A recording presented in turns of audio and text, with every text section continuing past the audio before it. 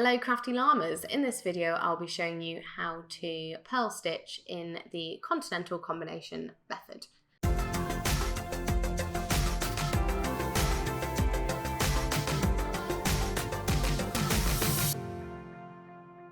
So I am a combination knitter, which means I knit mainly in the continental style, but it's a mixture of Eastern and Western, which just means I knit through the back loop and I purl through the front loop. So let's show you how to purl stitch in combination knitting. So I hold my yarn in my left hand, which is one of the things that makes me a continental knitter. And I'm right-handed, so my working needle is in my right hand. So let's begin. So I've cast on 15 stitches. And if I was to knit, I'd go through the back loop. As I'm purling, what I need to do is I need to bring my yarn, my working yarn, around the front of my work, so it's towards me, like that. And what I tend to do is I would just rest it over the top of my thumb, just so that I know where it is. Believe it or not, I do use my yarn apparently. So let's purl. So let me zoom into this so that you can see my fingers a little bit clearer. There we go. So I've got my yarn over my thumb like so, and then what we're going to do is we're going to go through the front loop of your stitch like so. So that is just through the front of your stitch, and then you wrap round the back of your needle to the front, and then you push that through like that, and then you slip that stitch that you've just purled off your left hand needle. So let's do that again. So you pick up that stitch on your right needle, like so. So you just slide your needle in there through the front loop, so that's the bit closest to you. And then you wrap from the back to the front, like so. So pick up that stitch and you wrap. Push that through. So that's now on there, and then you slip that one off your needle. So let's keep going. So you pick it up, you wrap it, pop that through, and push this one off your needle. So as you can see, when I do this, I tend to use the nail of my thumb just to help me slide that stitch onto my needle. I wrap it, and then I push it through, and I twist this needle so that they're kind of that sort of shape. And then I use my index finger to push that worked stitch off my left hand needle. So once again, pull that stitch onto your right hand needle, wrap it, like that.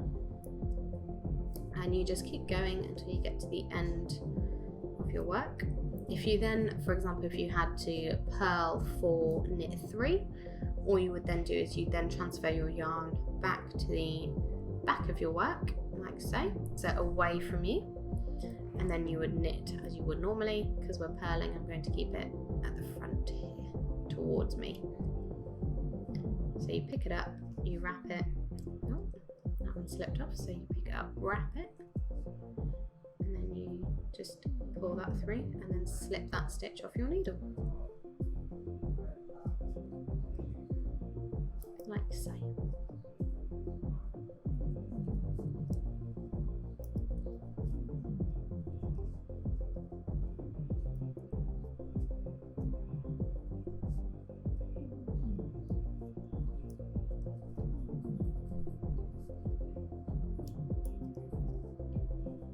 So I've just got to the end of my row.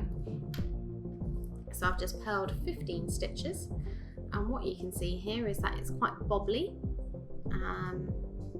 It's not smooth, it's kind of got that bubble effect. That is your purl stitch when it's facing you. That's what that looks like. If you flip it over, it'll look exactly like a knit stitch. So you've got your V's, but the one that we've just knitted that was facing us, or purled, will be all bobbly. So the way to remember it is that purls are kind of round, bobbly. That's how I remembered. So yeah, so if you then were to then purl your next row as well, what you would get is something called garter stitch, which means it's not smooth. I remember it as garter is grippy, which means it's not smooth. So that'll be alternating on your right side between what it will look like in terms of you'll have a row of bubbles and then a row of V's. So if we flip that over, this is what it looks like. You've got your V's and then you just carry on. So if we were to do another row, you just make sure your yarn is towards you, so pointing towards you, and then you go through that front loop of that stitch, wrap it over, pull it through, and then slip that stitch off your left hand needle. So let's just go to the end of the row. I'll just do this row quickly, and then I'll come back and show you what 2 rows of purl look like.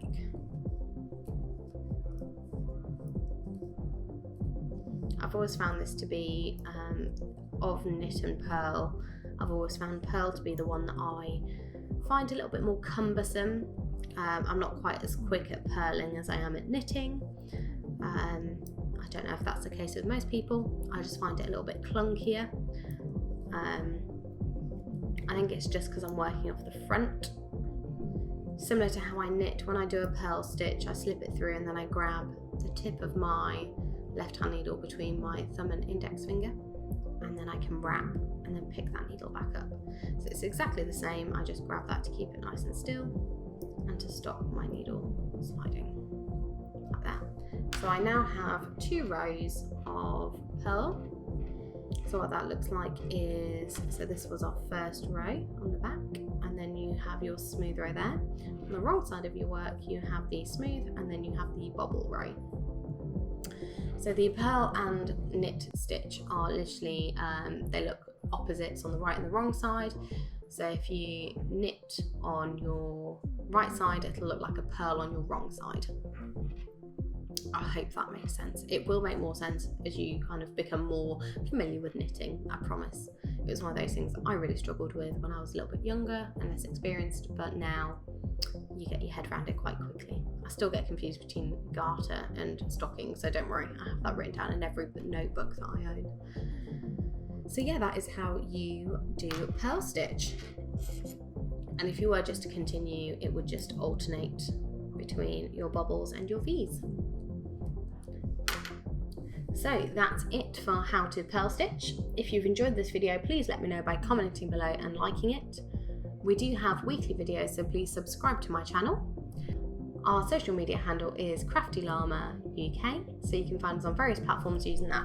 Please tag us if you attempt anything in this video. I love to see all your creations.